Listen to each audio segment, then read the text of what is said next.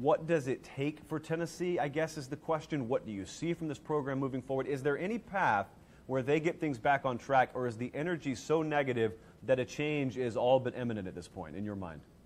Well, they have to beat South Carolina in a couple of weeks, and unfortunately for them, you know, and I think this sort of negatively impacts the home team sometimes. That game's a noon kickoff at Neyland in Knoxville, and neither team has really got a bunch of momentum right now.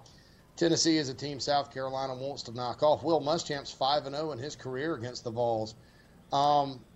You know, so if you lose that one, you know, then you look at the schedule and you still got Alabama coming up, and you still got a Kentucky team that really wants to beat you bad too. You know, you do have Missouri, but you got LSU that may need to win themselves down the stretch, and then Vanderbilt, who beat you last year. So, you know, where are the wins going to come from to where they can get back to 9 or so? And look, they could. They win next Saturday, and they've got an open date, and that's good. Sometimes teams kind of rally around each other, but you know, they've got internal type of strife, I think, just because it is. I'm not necessarily saying on the roster or on the football team. I'm saying just internally around campus, Knoxville, the media. You know, Butch Jones is kind of going us against the world, and then at the same time you have players transferring out, players having surgeries and getting injured, things like that. So it's just like, man, what else could go wrong? And I think the optics externally have hurt too. And by externally, I mean beyond the campus, the boosters, the fans, the Vol Nation, so to speak. You know, the people that maybe have a say. You know, that was unacceptable for Tennessee football.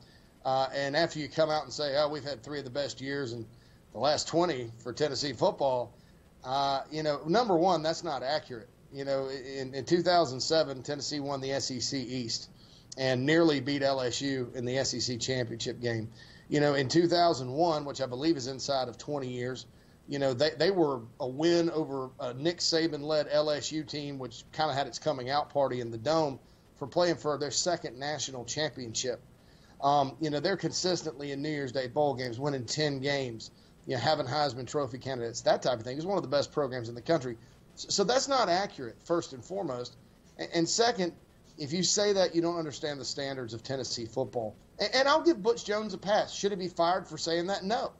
But when your on-the-field product stinks and your optics stink and your internal optics stink, that usually adds – and you have a new athletic director, that usually adds up to a change.